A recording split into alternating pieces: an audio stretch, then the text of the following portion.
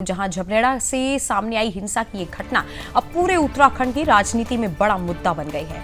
आरोप है कि धामी सरकार ने जन जन की सरकार जन जन के द्वार कार्यक्रम के दौरान भीम आर्मी कार्यकर्ताओं ने हंगामा किया और राज्य मंत्री देशराज कड़वाल उनकी पत्नी और टीम पर जानलेवा हमला कर दिया। इस हमले में ड्राइवर अंशुल और टीम सदस्य बबलू गंभीर रूप से घायल हो गए, जिनमें से अंशुल को गंभीर हालात में हायर सेंटर रेफर किया गया। आरोप यह भी है कि सरकारी शिविर के दौरान विकास कार्यों में बाधा डालने की कोशिश की गई और बाद में कोतवाली पहुंचकर पुलिस प्रशासन पर दबाव बनाने का प्रयास किया गया। इस घटना के बाद राजनीतिक गलियारों में हलचल तेज है और अब सबकी नजर पुलिस कार्रवाई पर टिकी है कि धामी सरकार की जीरो टॉलरेंस नीति के तहत आरोपियों पर कितना सख्त एक्शन होता है।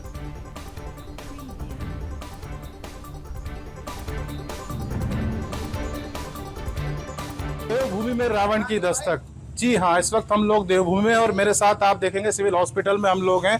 यहाँ पर राज्य मंत्री देशराज कड़वाल भी हैं, उनकी धर्मपत्नी वैजयंती माला भी है और उनके समर्थक भी यहाँ पर है। बाकायदा यहाँ पर सुरक्षा भी जो है कड़ी की गई है। मामला ही कुछ ऐसा है, आपको बता दें कि जन जन की सरकार जन जन के द्वार का एक कैंप झबरेड़ी में लगने जा रहा था, जहाँ पर भीम आर्मी का फरमान हुआ कि इस गाँव में कोई भी कैंप नहीं लगेगा और उसी की जो ये मामला था उसी ने तूल पकड़ा। और जब वहाँ कैंप के लिए देशराज कड़वाल पहुंचे तो वहाँ पर स्थिति बेहद भयावह हुई। क्या कुछ घटा था हम आपसे जानना चाहेंगे। जन जन की सरकार जन जन के द्वार जो धामी जी की योजना है। देखिए, पहले रावण तो बहुत बुद्धिमान व्यक्तित्व था। रावण ये तो राक्षस है, इसे राक्षस कहो अमित जी। ये रावण विद्वान थे, पंडित थे, हाँ, लेकिन पंडित जिस तरह की जो उनकी वो थी, जो उनके कर्म थे, इसीलिए उनको भी राक्षस की संज्ञा दी गई थी। तो आप रावण कह रहे हैं, वो तो रावण कहते हुए अपने आप को गौरवान्वित समझते हैं। वो राक्षस है जो इस तरह के कुकृत्य कराते हैं बच्चों से, उनमें शराब पीने का आदत डालते हैं। आज हमने देखा कि कोई भीम आर्मी का जो उनका कोई गुर्गा था वो शराब पीकर ये सब खेल रचा गया। हाँ, बिल्कुल बिल्कुल। वो तो बच्चे क्या वास्तविकता है इसकी? देखिए, झबरेड़ी मेरा गाँव है, मेरे वहाँ पे परिवार है और झबरेड़ी में अनुसूचित जाति बस्ती में रविदास मंदिर पर हम ये कार्यक्रम करने जा रहे थे। वहाँ पर उन बच्चों ने हंगामा करा तो फिर हमने सत्यपाल जी के आवास पर वो कार्यक्रम जन सुनवाई की। रेखी अधिकारी बैठे थे, एक साइड में रेखी अधिकारी तो जनता थी। 11 शिकायतें आई थी। उसी बीच वो बच्चा अपने घर में बहुत ऊंची आवाज में बजाने लगा और वो जिंदाबाद और मुर्दाबाद के नारे लगाने लगा। वो गलत है। वीडियो में हमने देखा है कि वो स्पष्ट कहते हुए नजर आ रहा है कि इस गाँव में जो है बिना भीम आर्मी की परमिशन के कोई आदमी नहीं आ पाएगा। मतलब क्या एक किस तरह का मतलब फरमान उन्होंने जारी कर दिया कि जब भीम आर्मी जो चाहेगी तो वही पार्टी इस गांव में आएगी। मतलब ये मतलब गुंडागर्दी टाइप उसका मतलब स्पष्ट वीडियो वायरल में देखा जा रहा है। देखिए, भारतीय जनता पार्टी सर्व समाज की पार्टी है। उनकी सोच ये है कि भारतीय जनता पार्टी का कोई व्यक्ति जनरल कैटेगरी का अनुसूचित जाति में वोट मांगने ना जाए और अनुसूचित जाति में जो केंद्र की और प्रदेश सरकार की जो जनहित की योजनाएं हैं उसको लाभान्वित उस गरीब समाज को करने ना जाए। एक भय की स्थिति पैदा करना चाह रहे थे, लेकिन कैंप वही लगा और लगेगा।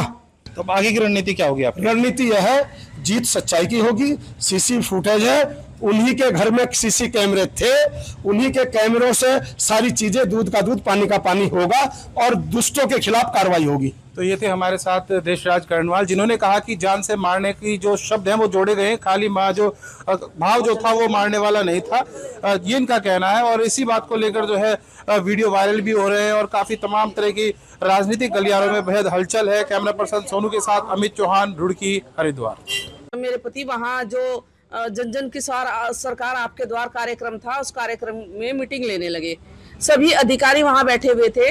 10 या 11 समस्याएं लिखी जा चुकी थी।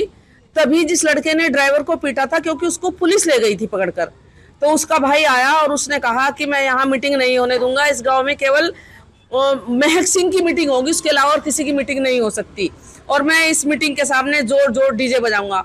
हमने कहा भाई कोई बात नहीं, तुम डीजे बजाओ। लेकिन उसने फिर नारे लगाने शुरू कर दिए, बदतमीजी करनी शुरू कर दी। तो मेरे पति उसको रोकने के लिए वहां तक पहुंचे। मैं भी इनके साथ साथ उसके पीछे पीछे गई कि आपस में कोई बड़ी बहस ना हो जाए। तभी उसकी जो भाभी है अंजना, वो अंदर से आई और उसने बहुत तेजी से मेरे ऊपर ऐसे झपटा मारा जिसमें मेरी सोने की चैन थी, उसमें एक लॉकेट था, वो टूटकर गिर गया। मैं अपनी चैन नीचे ढूंढने लगी तो उसने मुझे ऊपर से बहुत मारा।